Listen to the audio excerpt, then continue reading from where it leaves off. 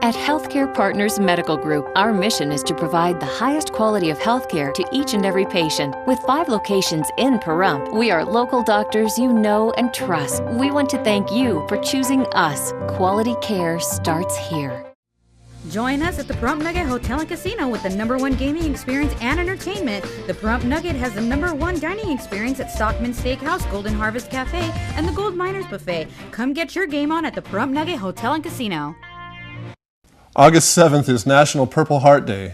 The Purple Heart is a United States military decoration awarded in the name of the President to those who have been wounded or killed while serving on or after April 5th, 1917 with the U.S. military. Town Board member Dr. Tom Waters, who is a Purple Heart recipient, would like to recognize those who have given so much for their country. It's a person that has been wounded or killed in action during wartime. You and your brother both received the Purple Heart. You because of an injury, and your brother because, unfortunately, he was killed in action. That's correct. And his happened in 1965, February. In fact, it was 10 days after his 19th birthday. Wow.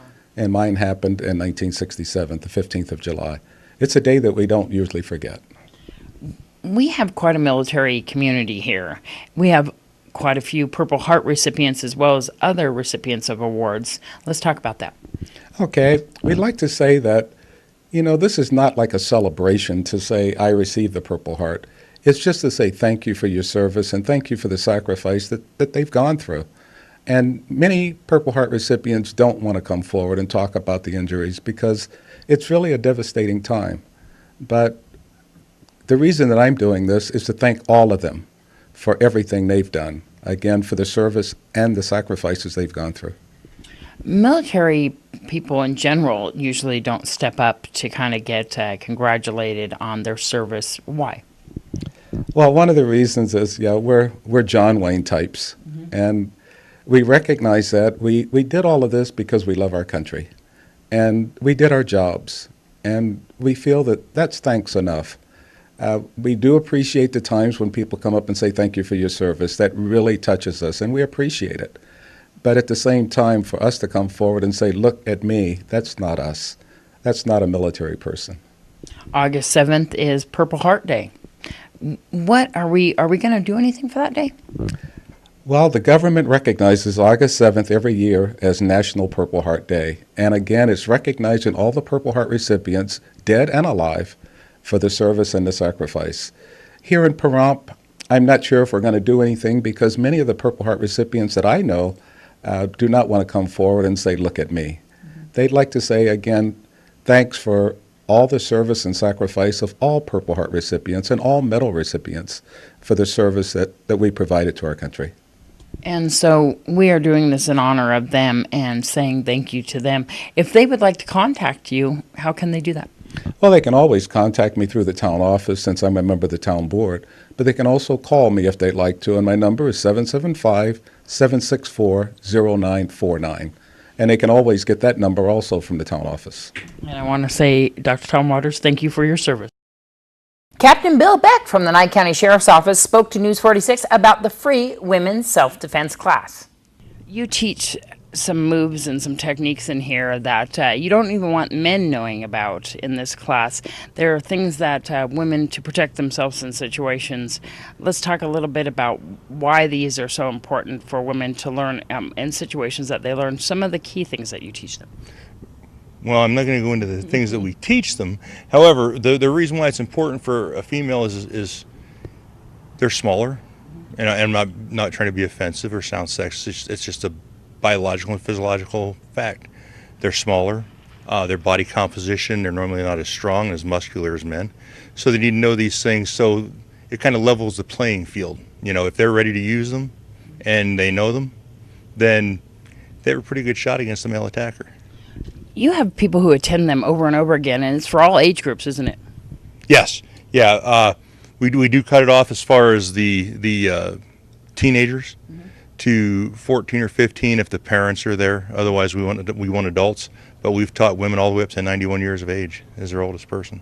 Do you find that the women seem more empowered after they finish the course? They all have a good time, and they all talk about particularly the awareness portion of the course. being more confident in their abilities to spot trouble, yes. You yourself are kind of the person that they beat up on or use as the attacker. Right, yeah. Myself and Deputy John Cockvillius, we're the ones we suit up every Sunday. We hold a class, and we do situational training with all the females that attend, all the females that choose to. You don't have to do it, but it's a vital portion of the class. So when's the next class, do you know? August 25th and 26th, Saturday and Sunday, the last weekend in August. Do you have to sign up ahead of time? You can sign up ahead of time with Denise Pilkington at 513-8636, and she'll get you registered. And it is required that you attend both days, right? To complete the course, yes, you have to attend both days. If something happened that you could only attend, like this one here, say Saturday, that works. I mean, everything is a benefit, and then certainly once you become an alumni, once you've completed the first course, you're welcome to come back. It's free, no matter how many times you choose to come back. We've got women that have come back 10 or 12 times just to keep practicing, keep their skills sharp, and it's always free. And then of course you don't have to come both days. You can come either day you choose. You can come back just for the fighting the second day. You can come back for the awareness portion if you notice you're starting to slip on your observational skills and so forth. And who do we have to thank for it being free? The sheriff. He provides all the instructors.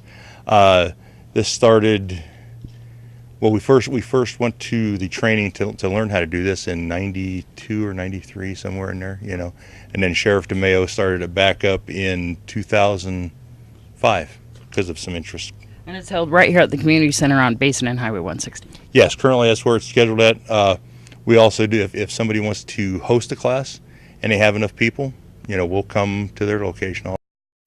Congressional District 4 candidate Danny Tarkanian is asking a California judge to set aside a $17 million judgment against him and others. The lawsuit stems from a failed real estate deal.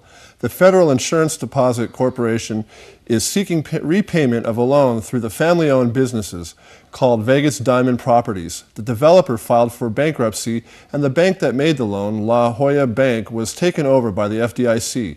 The agency sued the Tarkanians and others to recoup the loan plus interest.